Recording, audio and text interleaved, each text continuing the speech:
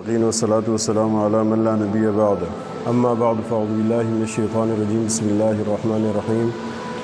قال الله تبارك وتعالى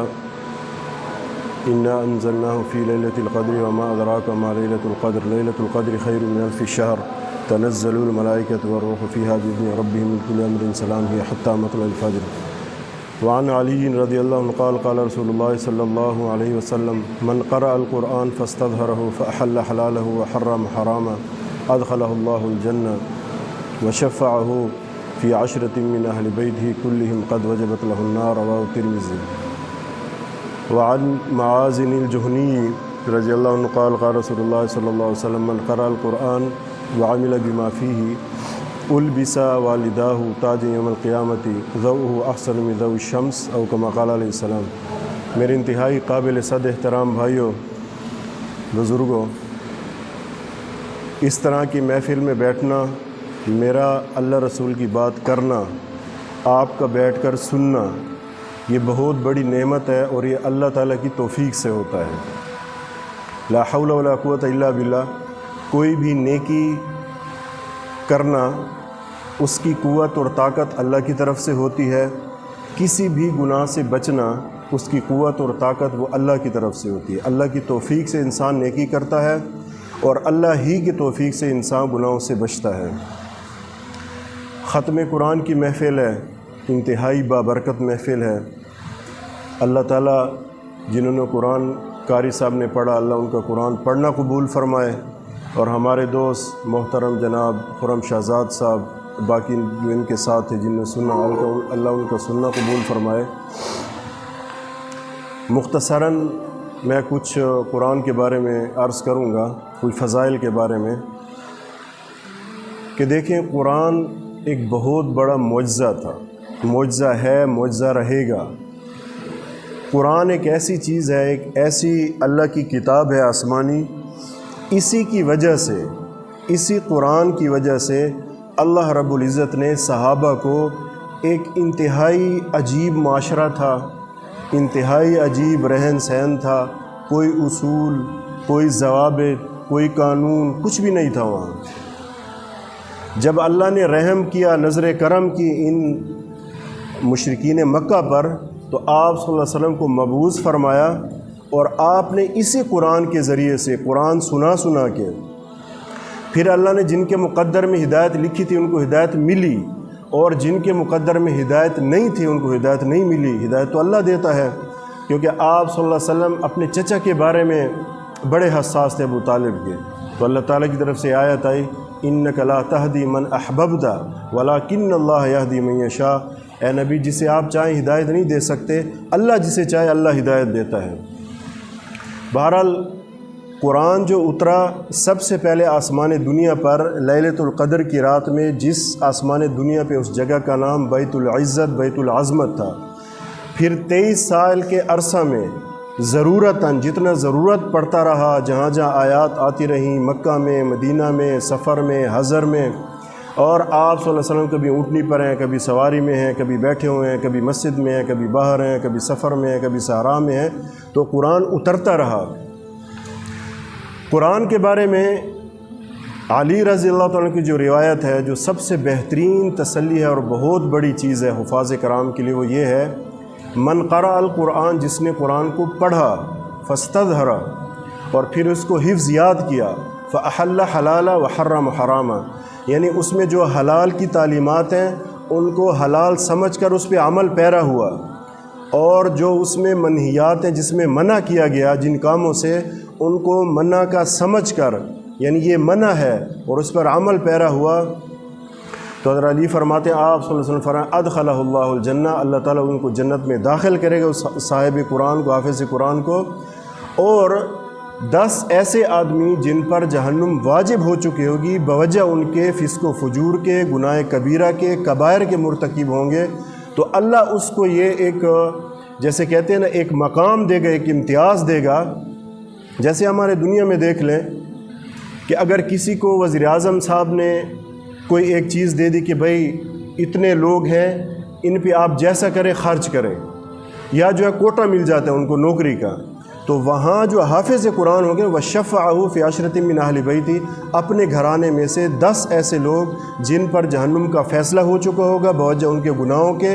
اب جب یہ ان کی سفارش کرے گا تو اللہ اس حافظ قرآن کی سفارش کو قبول فرما کے اللہ تعالیٰ ان کو جنت نصیب کر دے گا۔ بہت بڑی فضیلت ہے، بہت بڑی بات ہے۔ اور معاذ جوہنی فرماتے ہیں کہ جس نے قرآن پاک کو پڑھا اور اس پر عمل کیا جیسا کہ قرآن پاک میں ہے، تو قیامت کے دن ان کے والدین کو ایک تاج ایسا پہنایا جائے گا جس کی روشنی سورج کی روشنی سے زیادہ ہوگی۔ اب یہاں میں چھوٹی سی بات کرتا ہوں، قیامت کا دن بڑا ہولناک ہوگا، اس کی جو آیات ہیں وہ اتنی عجیب ہیں کہ انسان سن کے کانپ جاتا ہے۔ اور جب اللہ حافظ قرآن کو اتنا پروٹوکول دے رہا ہے، اس کو عرش کے سائے کے نیچے جگہ دے رہا ہے، انبیاء کے ساتھ جگہ دے رہا ہے، شہداء کے ساتھ جگہ دے رہا ہے، صدیقین کے ساتھ، اور پھر ساتھ یہ بات،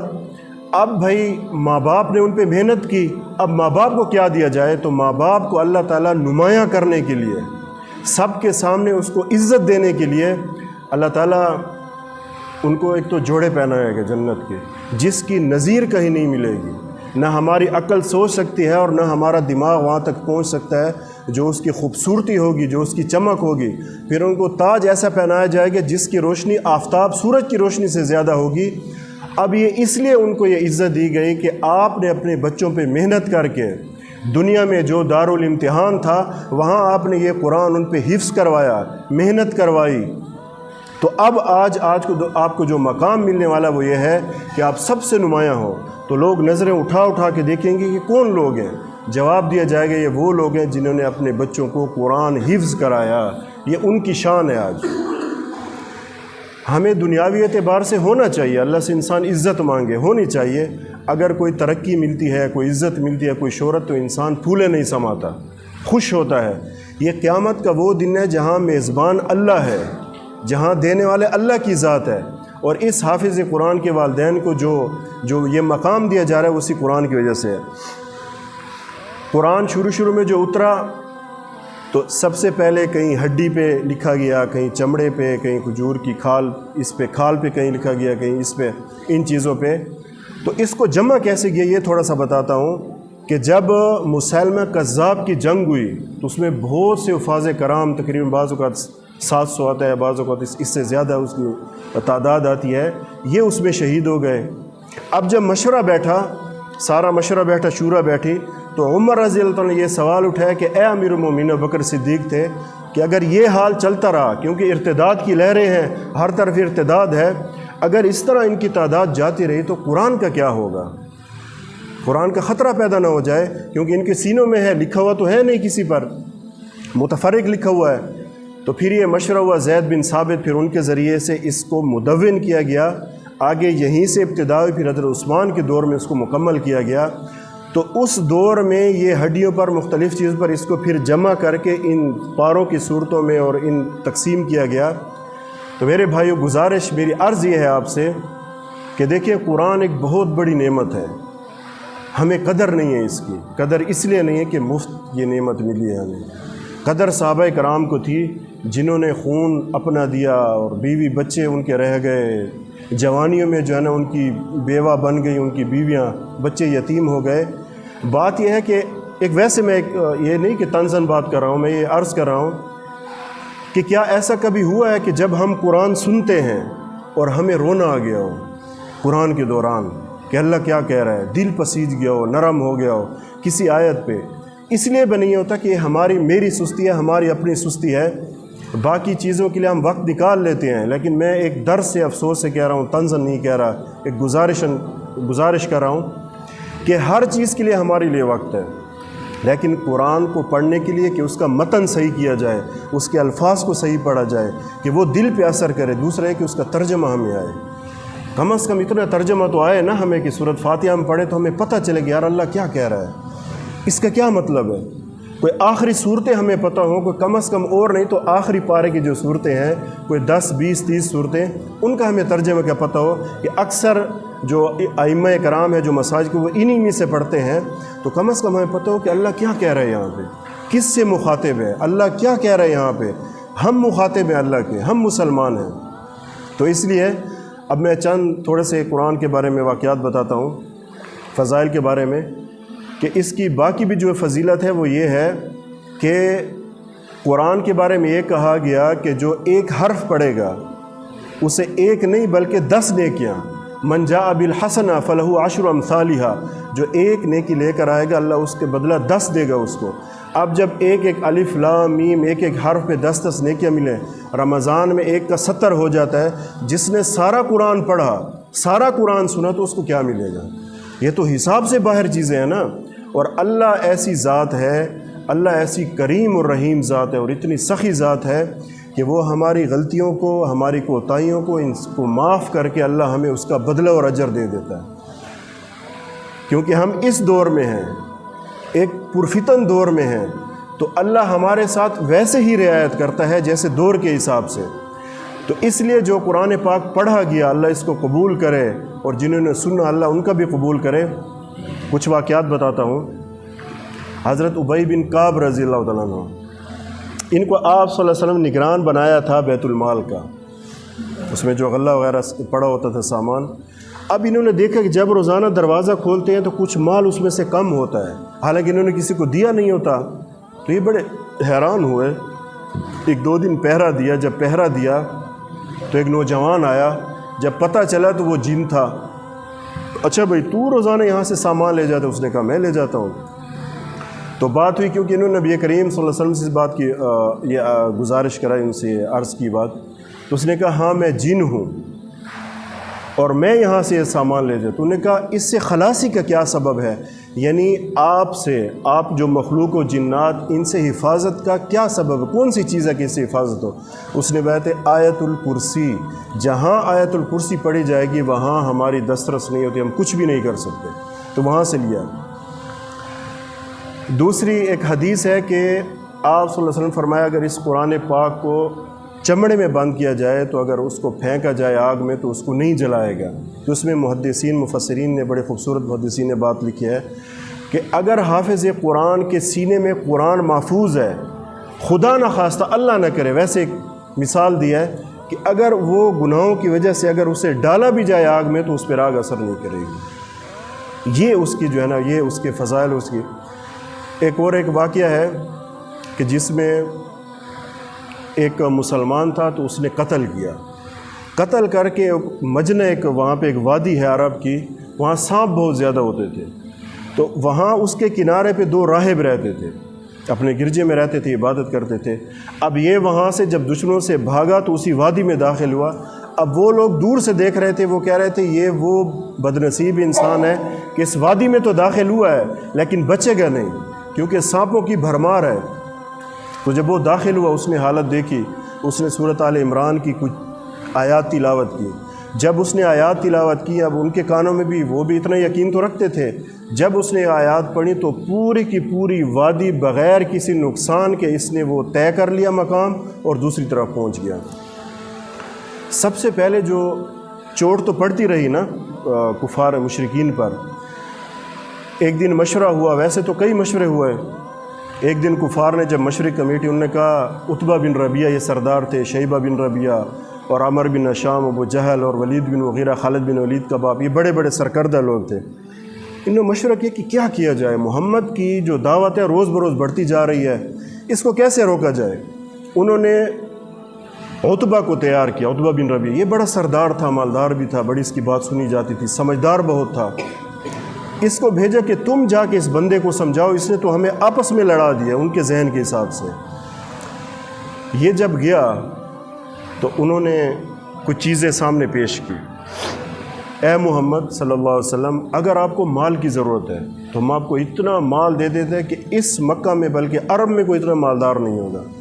اگر آپ کو کسی عورت کی طرف رغبت ہے تو ہم سب سے زیادہ خوبصورت عورتیں آپ کو آپ کے سامنے پیش کر دیں گے۔ اگر کوئی جادو وغیرہ ہے آپ پہ ہم اس کا علاج کروا دیتے۔ تو اس کے جواب میں آپ نے کچھ بھی نہیں کہا، چند آیات پڑھی۔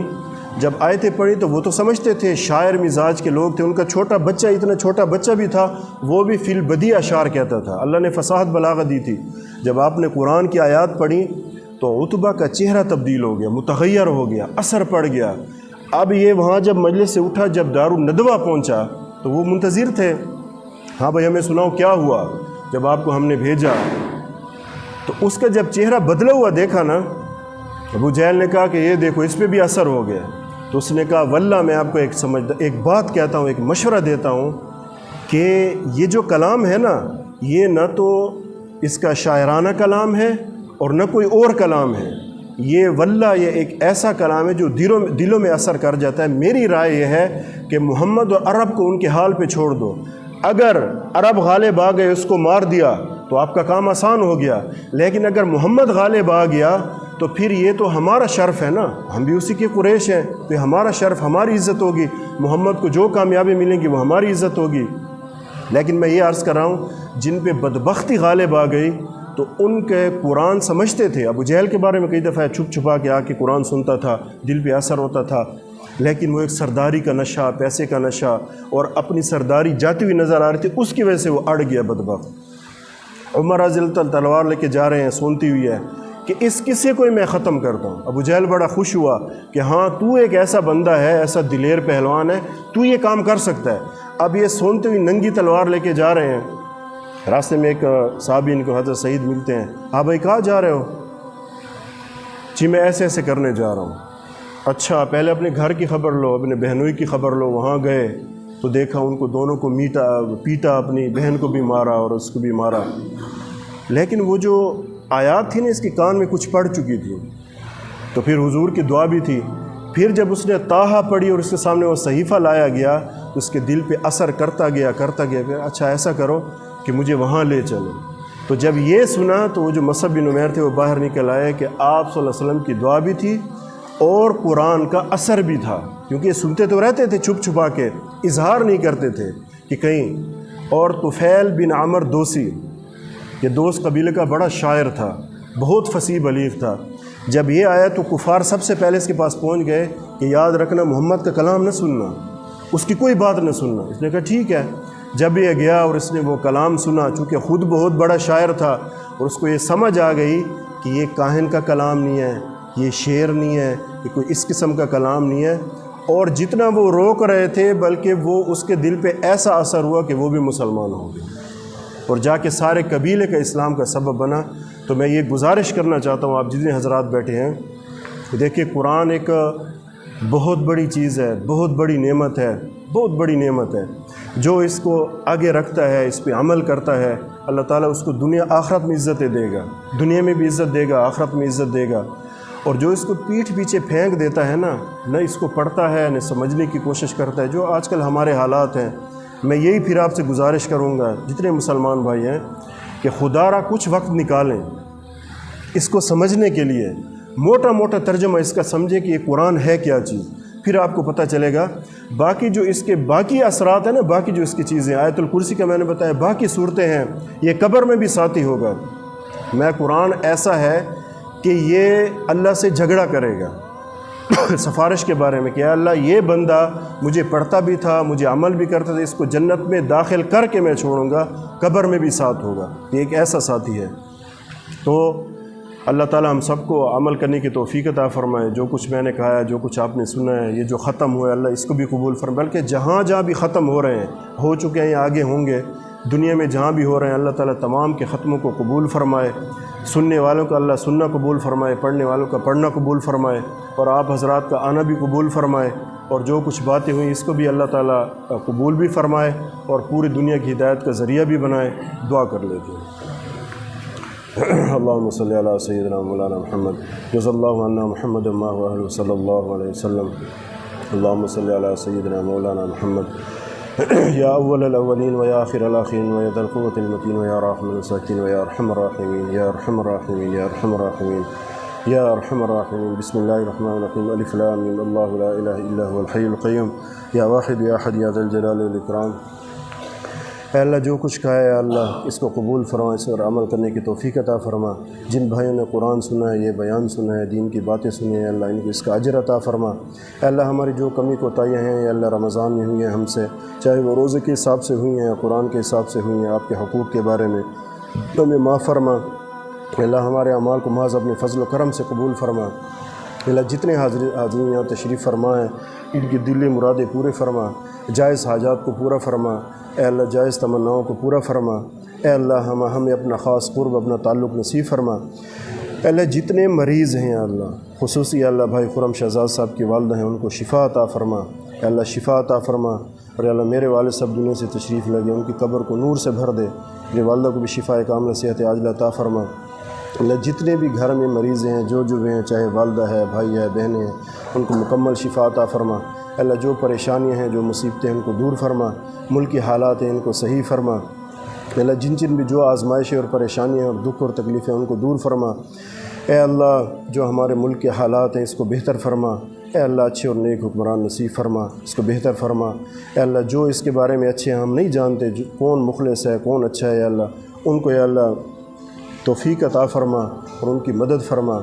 اے اللہ فلسطین والوں کی مدد فرما، اللہ ان پہ بڑا ظلم و ستم شروع ہے، اللہ ان کی مدد فرما، ہر طرف سے ان کی مدد فرما، مسلمان ملکوں کو آپس میں اتفاق اور اتحاد نصیب فرما، مسلمان امت کو اتفاق اور اتحاد نصیب فرما، اے اللہ ہمارے رزق میں برکت عطا فرما، اے اللہ جو پریشانیاں ہیں اور جو رزق کی پریشانیاں کاروباری پریشانیاں ان کو دور فرما، اے اللہ کاروباری بندشیں ان کو دور فرما، اے اللہ ہماری دعاؤں کو قبول فرما، اے اللہ ہمیں آخری عشرہ جو ہے اس کو قیمتی بنانے کی توفیق عطا فرما، اے اللہ قیمتی سے قیمتی بنانے کی توفیق عطا فرما، اے اللہ جتنے مریض ہیں ان کو شفا عطا فرما، اللہ ہسپتالوں میں ہیں گھروں میں ہیں جہاں بھی ہیں اللہ جن کے رشتوں کے مسائل ہیں ان کے مسائل کو حل فرما، جس قسم کے مسائل ہیں جنہوں نے دعاؤں کو کہا ہے یا تمنا کی ہے یا اللہ ان کی دعائیں قبول فرما، ان کے حاجات کو قبول فرما، ان کی تمناؤں اور خواہشات کو جائز خواہشات کو قبول فرما، بار بار اللہ حرمین کی زیارت نصیب فرما، اے اللہ ہمارے یہ بیٹھنا قبول فرما، ہماری دعائیں قبول فرما، جتنی بھی اس سے پہلے سحری افطاری میں دعائیں مانگتے ہوئے تمام کو قبول فرما، وصلی اللہ تعالیٰ علی خیر خلق محمد وعلی آلہ وصحبہ اجمعین برحمتہ۔